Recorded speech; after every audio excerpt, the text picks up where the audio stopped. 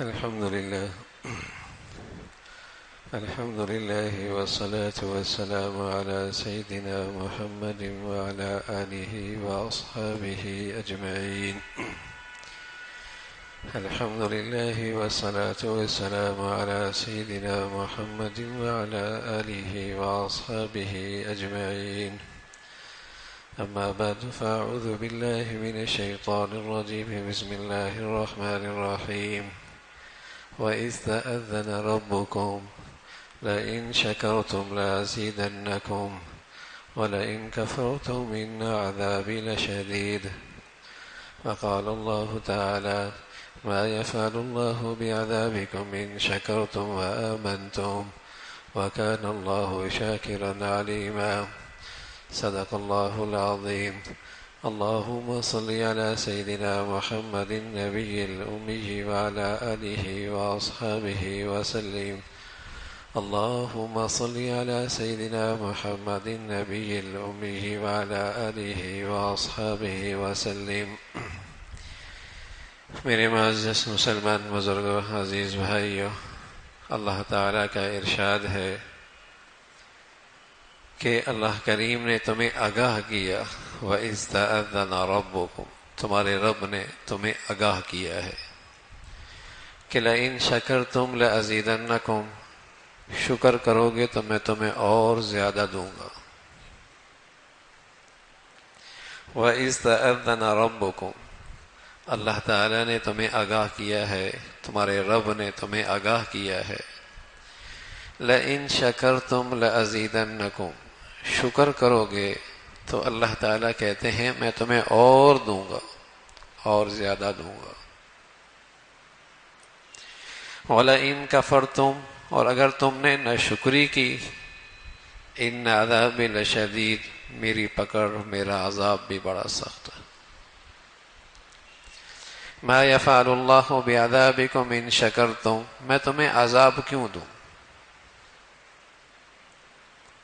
فرمایا ما يفعل اللہ بعذابکم، اللہ تعالیٰ تمہیں عذاب کیوں دے؟ ان شکرتم وآمنتم، اگر تم شکر گزار ایمان والے بن جاؤ تو اللہ کہہ رہا ہے مجھے کیا پڑی تمہیں عذاب دوں. ما يفعل اللہ بعذابکم ان شکرتم وآمنتم، اللہ تعالیٰ تمہیں کیوں عذاب دے؟ ان شکرتم وآمنتم، اگر تم ایمان والے شکر گزار بن جاؤ تو مجھے کیا پڑی تمہیں عذاب دو. وَكَانَ اللَّهُ شَاكِرًا عَلِيمًا، اور وہ ذات تو بڑا قدردان ہے، بڑی جاننے والی ذات ہے. تو اللہ تعالی نے آگاہ کیا ہے شکر کرو گے میں اور دوں گا. بتائیے کوئی اپنے اللہ پر اعتماد رکھتا ہو اور اللہ کو اللہ اور اس کو اپنی قدرت اور صفات کے ساتھ مانتا ہو تو اس کے نزدیک اس پیغام کی کتنی اہمیت ہے کہ اللہ تمہیں آگاہ کر رہا ہے کہ تمہیں پریشانی نہیں آئے گی، تمہیں تنگی نہیں آئے گی، تمہارے لیے نعمتوں کے دروازے کھلیں گے، تمہارے لیے آسانیوں کی شکلیں بنیں گی. تمہیں یہ اللہ تعالی نے آگاہ کیا ہے، کوئی عام آدمی کا پیغام تو ہے نہیں کہ وہ دینا چاہے تو کوئی رکاوٹ ڈال دے، کچھ دینا چاہے تو مسائل کھڑا کر دے. یہ تو وہ ذات آگاہ کر رہی ہے، الا لہ الحکم، اس کا فیصلہ چلتا ہے. واللہ یحکم لا معقب لحکمہ، اور جب وہ ذات فیصلہ کر دے اور طے کر دے دنیا کی کوئی طاقت اس فیصلے کو رد نہیں کر سکتی. للہ ملک السماوات والارض، وہ زمین و آسمان کا اکیلا بادشاہ ہے. القہار، بڑا زبردست ہے. العزیز، سب پہ غالب ہے.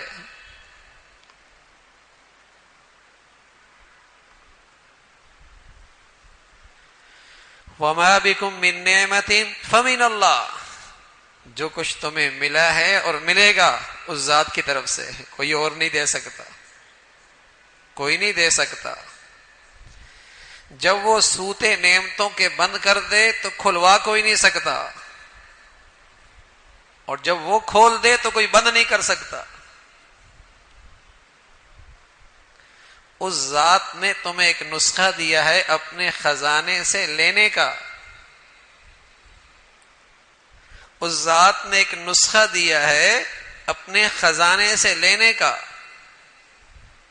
اور نسخہ بھی اتنا آسان ہے، سبحان اللہ.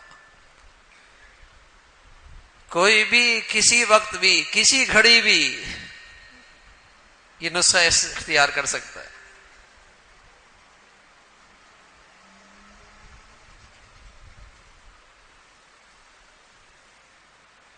غموں کے تذکرے، مشکلات کے تذکرے، مسائل کے شکرے، مصائب کے تذکرے تو ہر جگہ ہی ہو رہے ہیں، اور آدمی کہہ کہہ کر سن سن کے ڈپریشن میں جا رہا، ڈپریس ہو رہے ہیں. مایوسیوں کی طرف جا رہے ہیں. لیکن وہ ذات جو ماؤں سے زیادہ مہربان ہے اور ماؤں سے زیادہ پیار کرنے والی ذات ہے، کوئی ہے اس کی طرف بھی توجہ کرنے والا؟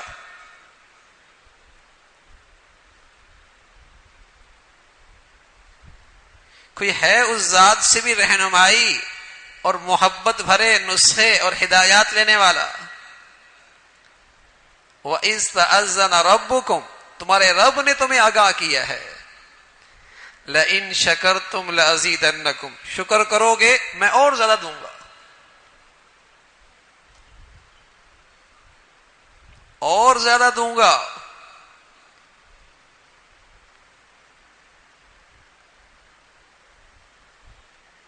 شکر کتنا ہے؟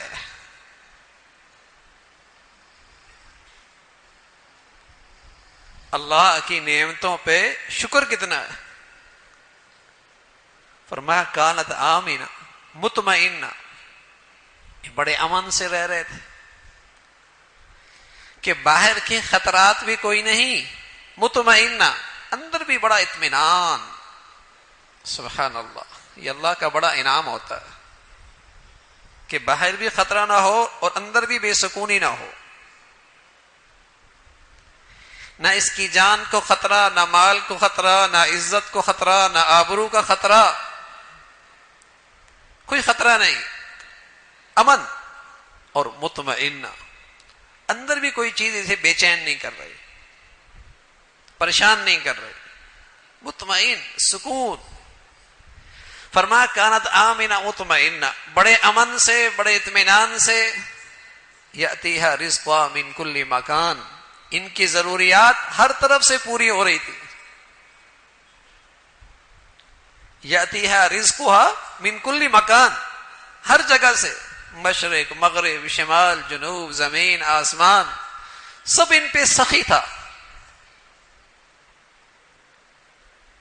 آسمان سخاوت کا می برسا رہا تھا، زمین سخاوت کے غلے اگا رہی تھی، ہر طرف امن، اطمینان. یأتیہا رزقہا من کل مکان. ان سے کون سی ایسی بدعملی ہوئی کہ نہ باہر کا امن رہا اور نہ اندر کا سکون رہا؟ کون سی مصیبت ہو گئی؟ آج کی انسان کی کوتاہ نظری یہ ہے، کوتاہ نظری یہ ہے، کم علمی یہ ہے کہ وہ صرف ظاہری شکل کی صحیح اور خرابی کو دیکھتا ہے، پیچھے نہیں دیکھتا. حالانکہ عقل مندی یہ ہے کہ اگر لائٹ میں روشنی نہیں ہے تو پیچھے کوئی خرابی ہوگی. اگر روشنی ختم ہو گئی، ساری بند ہو گئی، کہیں پیچھے خرابی ہو گئی ہو، بجلی نہیں آ رہی. اور اگر یہ روشن ہو گیا تو ظاہر اس لائٹ کے اندر تو نہیں ہے روشنی، باہر سے آ رہی ہے، پیچھے سے آ رہی ہے. لیکن آج کے انسان کی کوتاہ نظری کیا ہے؟ وہ صرف ظاہری نقشوں کو ذمہ دار ٹھہراتا ہے، ظاہری نقشوں کو ذمہ دار ٹھہراتا ہے، پیچھے نہیں دیکھتا کہ پیچھے کون سی ذات ہے اور کس سبب سے یہ حالات پیش آ رہے ہیں.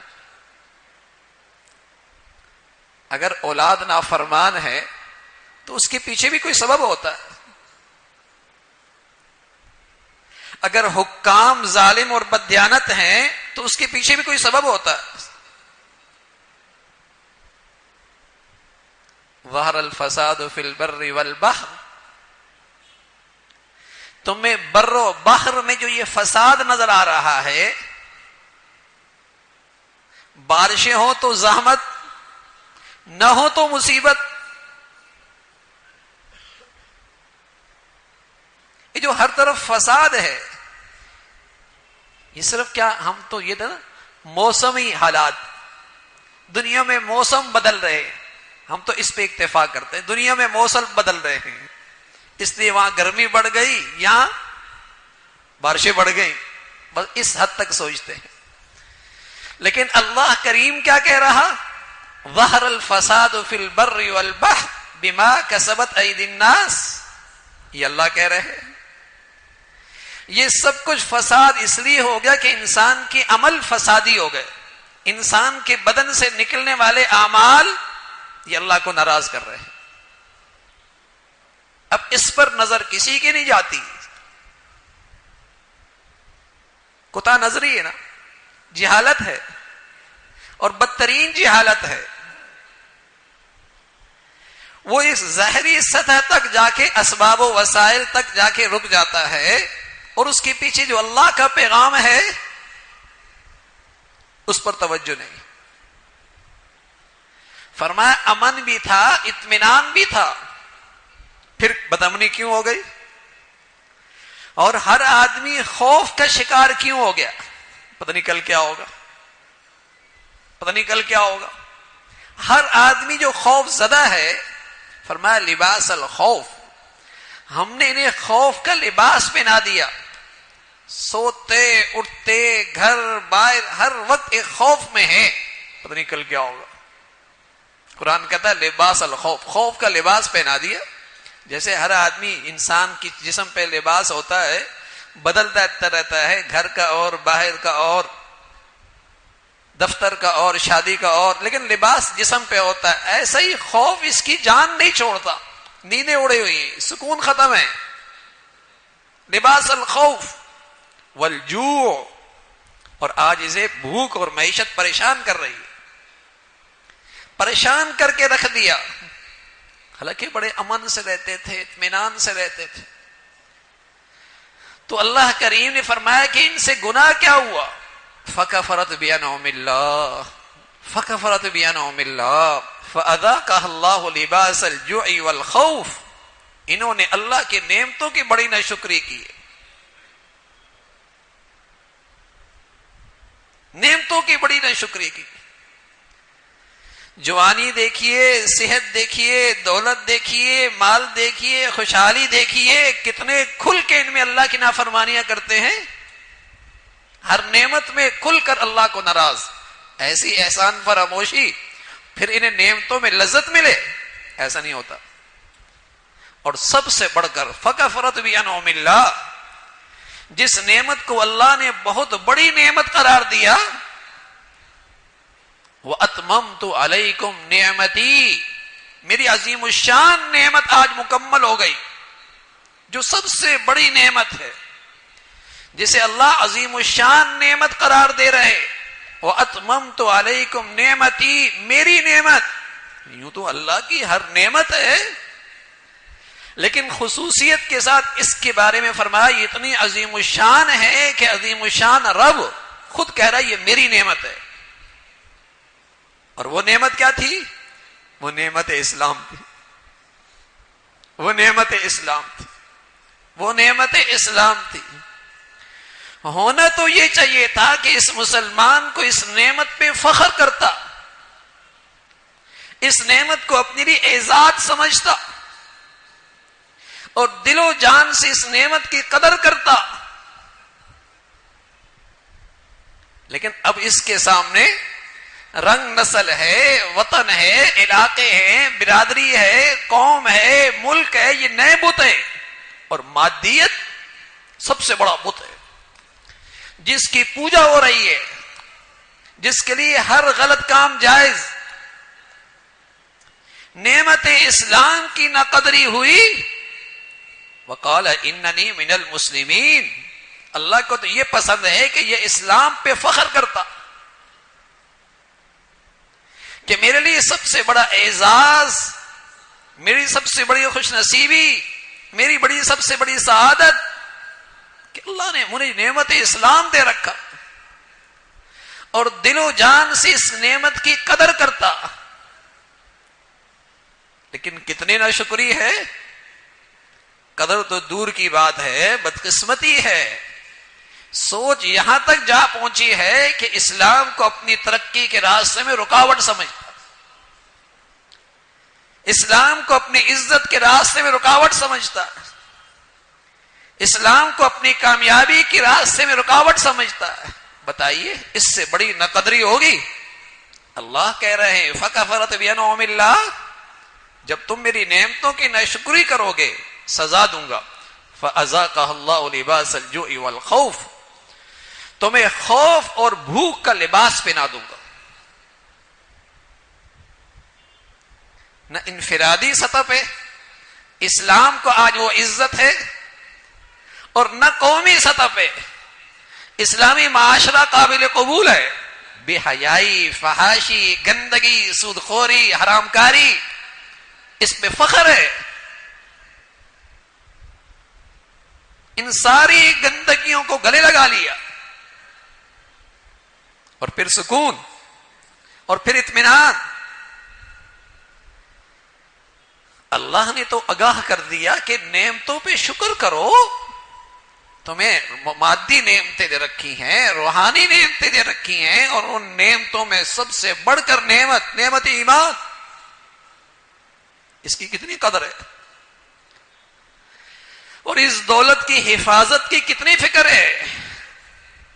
مسلمان تو کہا کرتے تھے اس نعمت کے قدردانی کرتے ہوئے اعزنا اللہ بالاسلام، ہماری عزت تو ہے ہی اسلام کے بدولت، ہماری عزت تو ہے ہی اسلام کے بدولت. وہ تو اس نعمت کی خاطر ایک انچ بھی اس سے دستبردار ہونے کے لیے تیار نہ تھے، پھر اسلام نے انہیں عزت دی. ہم نے تو قومیت کی خاطر، برادری کی خاطر، عہدوں کی خاطر، دولت کی خاطر، مادیت کی خاطر ہر جگہ ہی اسلام کو زندگیوں سے نکال رکھا. اس نعمت کی نقدری فَكَفَرَتْ بِأَنْعُمِ اللَّهِ. تو اللہ تو آگاہ کر رہے ہیں شکر کرو، کہیں تنگی نہیں آئے گی، کہیں تنگی نہیں آئے گی. شکر کرو، میری عطا کردہ نعمتوں کی قدر کرو، کہیں تنگی نہیں آئے گی. یہ اللہ کا ارشاد ہے، اللہ کا اعلان ہے، اور اللہ کے کلام میں یہ اللہ کا پیغام ہے. شکر کرو. نہ نعمت اسلام کی قدر، نہ نعمت پاکستان کی قدر، اور نہ اللہ کی دی ہوئی نعمتوں میں اللہ کی اطاعت اور فرما برداری، کھل کر اللہ کی نافرمانی. یہ احسان فراموشی ہے، یہ احسان فراموشی ہے. پھر سزا تو آئے گی، پھر تنبیہ تو آئے گی. اور کوئی خوش نصیب آدمی اپنی زندگی کی حد تک بھی، اپنی زندگی کی حد تک بھی جہاں اس کی زندگی اس پہ فرائض ہے، اولاد، ماتا ہے، گھر، کاروبار، جو اس کا دائرہ کار ہے، وہاں بھی اگر اس نعمت کی قدر کرے گا، واللہ العظیم اللہ اسے اسلام کی برکتیں دکھائے گا، اپنی مدد اور نصرت دکھائے گا. اس کا کلیجہ ٹھنڈا رہے گا، اندر سکون رہے گا، ہر وقت مطمئن رہے گا. لیکن اگر صرف اپنی ذات میں دینداری اور گھر کی چار دیواری میں کھلی اللہ کی نافرمانی، سکون نہیں رہے گا. معاملات معاشرت میں احسان فراموشی، نہیں ملے گی سکون. نعمت اسلام اللہ کی بڑی نعمت ہے، بڑی دولت ہے. وَإِذْ تَأَذَّنَ رَبُّكُمْ، تمہارا رب تمہیں آگاہ کر رہا ہے، لَإِن شَكَرْتُمْ لَأَزِيدَنَّكُمْ، شکر کرو گے میں اور زیادہ دوں گا. سبحان اللہ. قرآن مجید کے یہ الفاظ اتنے زوردار ہیں، لَأَزِيدَنَّكُمْ. حالانکہ اس اردو ترجمے کے لیے اتنا جملہ بھی کافی تھا، ازیدکم، میں تمہیں اور زیادہ دوں گا. لیکن یوں نہیں کہا ازیدن اور لَأَزِيدَنَّ، یہ تاکید ہے، یہ کلام میں اور زور ڈالا ہے. شک نہ کرنا، شک نہ کرنا. اور یہ بھی اللہ کریم کی شفقت اور پیار ہے، ورنہ اس کو اتنی تاکید کرنے کی کیا ضرورت. وہ تو بس کہتا ہے کہ یوں کر لو بس. لیکن اس کی شفقت اور اس کا پیار ہے کہ یہ بات دلوں میں آ جائے. شکر کی زندگی بناؤ، شکر کی زندگی بناؤ. اللہ جو نعمت دے اس کو اللہ کی اطاعت میں استعمال کرو. اس میں کم از کم درجہ یہ ہے میرے عزیزو، اس میں اللہ کی نافرمانی نہ کرو، اس میں کوئی اللہ کی نافرمانی نہ ہو. مال دیا ہے، دولت دی ہے، عزت دیا ہے، منصب دیا ہے، گھر دیا ہے، اولاد دی ہے، صحت دی ہے، خوشحالی دی ہے، زندگی دی ہے، اس میں اللہ کی نافرمانی نہ ہو. پھر دیکھیے اس نعمتوں میں اللہ کیسے اضافہ فرماتے. کبھی تو 1 سے 2 کر دیں گے، 2 سے 3 کر دیں گے، اور کبھی سبحان اللہ یوں اضافہ فرمائیں گے کہ نعمت کی شکل ایک ہی ہوگی اور چھوٹی سی ہوگی، لیکن وہ ہزاروں نعمتوں پہ بھاری ہوگی. اتنا مزہ ہوگا، اتنا لطف ہوگا، اتنا سکون ہوگا، اتنی ٹھنڈک ہوگی. لَأَزِيدَنَّكُمْ. جب اللہ نے کہا ہے تو پھر سچ کہا ہے نا. جب اللہ نے بتلایا ہے تو سچ بتایا ہے. جب بھی کوئی مشکل آئے، تکلیف آئے، غم آئے، رکاوٹ آئے، اللہ کی نعمتوں کو سوچو اور ان نعمتوں پہ اللہ کا شکر کرو. زبان سے بھی، دل سے بھی، عمل سے بھی. اللہ راستہ نکالے گا، اللہ راستہ نکالے گا. اللہ اس مشکلات سے، پریشانی سے راستہ نکالے گا. اللہ رب العزت شکر گزاری والی، فرما برداری والی زندگی نصیب فرمائے. وآخر دعوانا الحمدللہ رب العالمین.